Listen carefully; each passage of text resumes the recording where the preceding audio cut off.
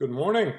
Welcome to Coffee with Doc here on February the 1st, Monday morning. Glad you joined us here today. Get you a good sip of coffee. And we're not going to be in Revelation today. And there's a good reason for that. Before I get started on, though, I always look over here to the right or to the left of where I'm sitting here. And just so that y'all will know, I'm going to do something a little bit different here.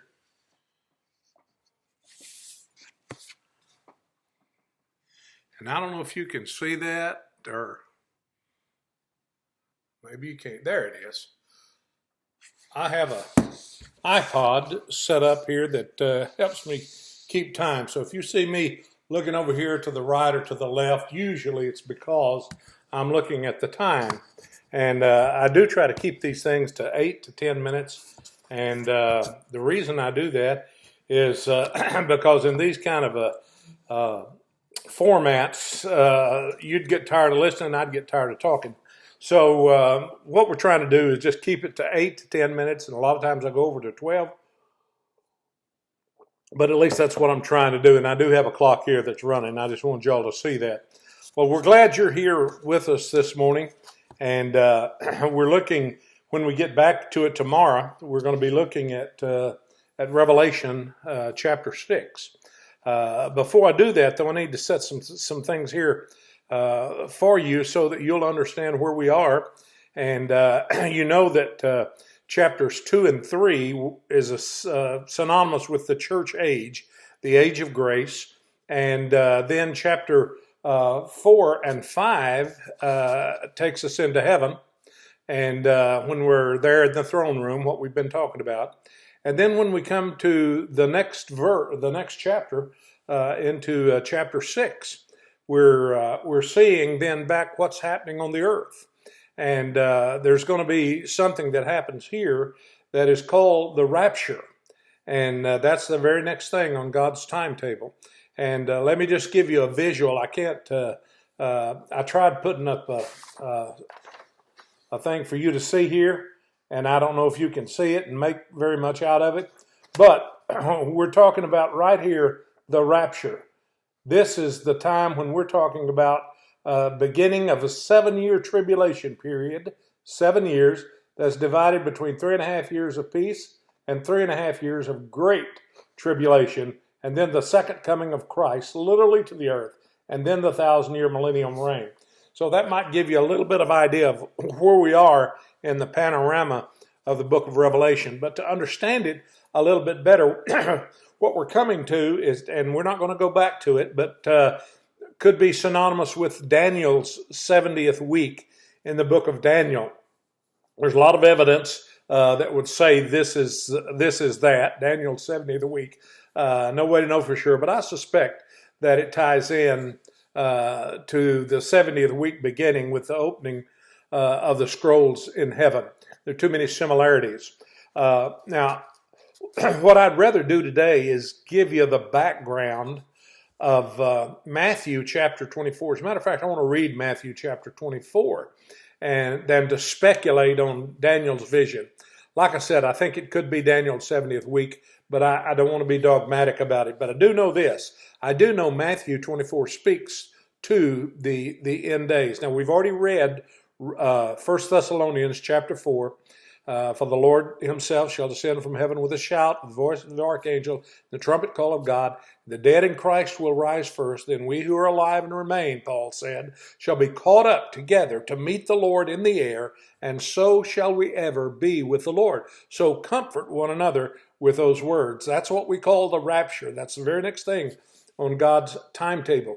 It's pictured by John being called up here in chapter 4 into heaven, into the throne room where we spent the last 2 chapters in the book of Revelation. Now, before we go into chapter 6, I want to read from Matthew chapter 24. And I think it'll help us to understand a little bit more about those end times, okay? So let me just read Matthew chapter 24. You can follow along with me if you want to. I'm going to read beginning with verse 1. It says, Jesus left the temple area and was going on his way. And when his disciples came up to point out the temple buildings to him, but he responded and said to them, Do you not see all of these things? Obviously, as he pointed to the temple. He said, truly, I say to you, not one stone here will be left upon another, which will not be torn down. The temple they were looking at would be torn down. Many people believe that happened in 70 AD. But verse 3 goes on and says, and as he was sitting on the Mount of Olives, the disciples came to him privately. Now, there's not a crowd around anymore. It's the disciples, and they're saying, tell us, when will these things happen? And what will be the sign of your coming and of the end of the age? So they ask him really three questions. When are the stones going to be not left one upon another? And what will be the sign of your coming? And what will be the sign of the end of the age? So they really ask him three questions. And Jesus answered and said to them, see to it that no one misleads you. In other words, he's preparing them for saying, if anybody says it's going to happen here, don't follow them. Don't believe them. He said, see to it that no one misleads you, for many will come in my name, saying, and maybe he was pointing to others, or maybe he was pointing to himself, saying, I am the Christ, but they will mislead many people. And so you could interpret that to mean many people say, there's the Christ. He said, don't be misled by them. Or they might say, hey, I'm the Christ. He said, don't be misled, because they're going to mislead a lot of folks. And he says in verse 6, and you will be hearing of wars and rumors of war. Now, we've gone through that in our lifetime and in our generation, wars and rumors of the wars all over the world. And he says, but you will be hearing of wars and rumors of wars. See that you are not alarmed, for those things must take place. He said they will take place first, but that is not yet the end. And then he describes what we're seeing right now, what's really been true throughout all history. For nation will rise against nation, and kingdom against kingdom. And there will be famines and earthquakes in various places. We've had all of those. He said, but all these things are merely the beginning of birth pangs. Then he goes on, he says, then they will hand you over to tribulation and kill you, and you'll be hated by all nations because of my name. And at that time, many will fall away, and they will betray one another and hate one another. And many false prophets will rise up and mislead many people. And because lawlessness is increased, most people's love will become cold. But the one who endures to the end is the one who will be saved. Verse 14, this gospel of the kingdom shall be preached in the whole world as a testimony to all the nations, and then the end will come. Now, we don't know when that's going to be. We don't know when this has been fulfilled or how much of it has been fulfilled. We can see a lot of things in our lifetime that he's just described, but there's been things like that in everybody's lifetime, in every generation. And he said, all of this stuff will happen before the end comes. And then in verse 15, he gets into a little bit of tying Daniel and Revelation into what he's saying. He says in verse 15, therefore, when you see the abomination of desolation, which was spoken through Daniel the prophet, standing in the holy place, in other words, a new Jerusalem temple will be built. And this abomination of desolation that Daniel spoke of will be standing in the holy place. Let the reader understand. He said, and I believe that that's at the end of the 3.5 years, first 3.5 years, when we'll get to that in Revelation, but just remember that. The first 3.5 years, and then he will stand as the abomination of desolation in the temple, and we'll talk about that later. He said, then those who are in Judea must flee to the mountains. Whoever's on the housetop must not go down to get things out of his house, and whoever's in the field must not turn back to get his cloak. But woe to those women who are pregnant and to those who are nursing babies in those days. He's describing that 3.5 years of great tribulation. Moreover, pray that when you flee, it will not be in the winter or on a Sabbath, for then there will be great tribulation. Now listen to this. Such as has not occurred since the beginning of the world until now, nor ever will again. Now see, folks, that tells us that we ain't seen nothing yet. that the things we call tribulation, the things we call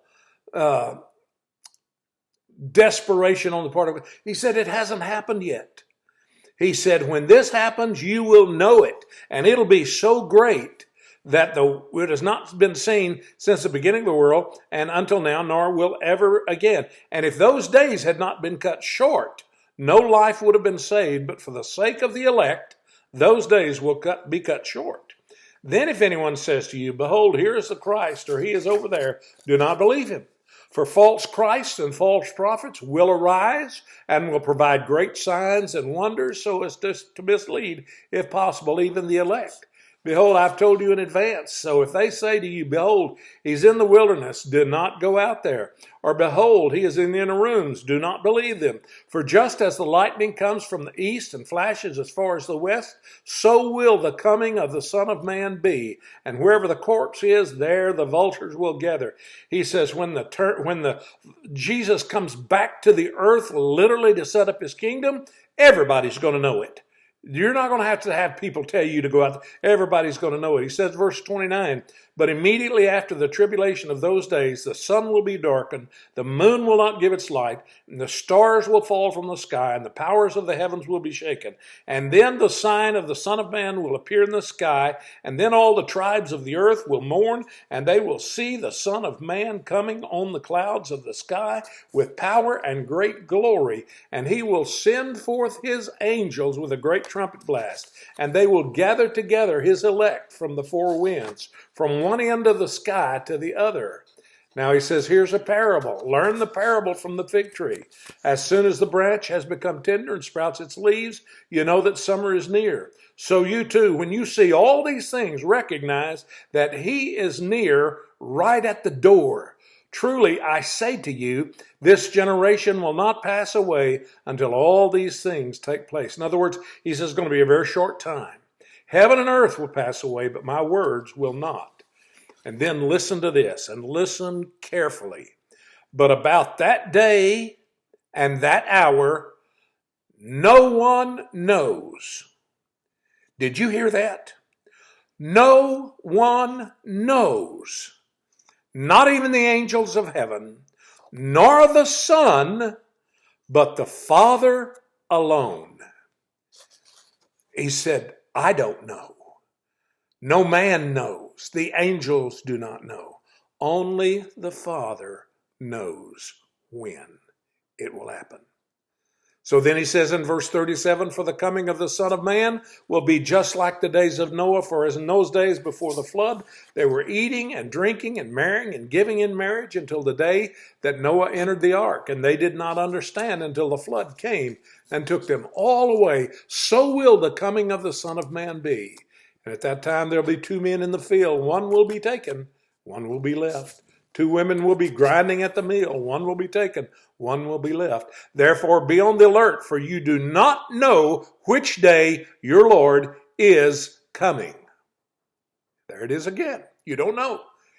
But be sure of this, that if the head of the house had known at what time the night of the thief was coming, he would have been on the alert and would not have allowed his house to be broken into. For this reason you must be ready as well. For the Son of Man is coming at an hour when you do not think he will.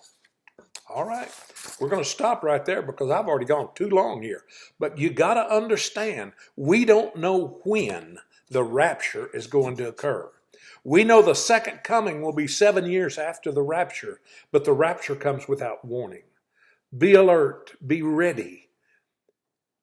We're about to step into chapter 6 and see what happens at the rapture. Join us tomorrow morning, and we'll do it a little bit quicker than we did this morning. God bless you. Have a great day today.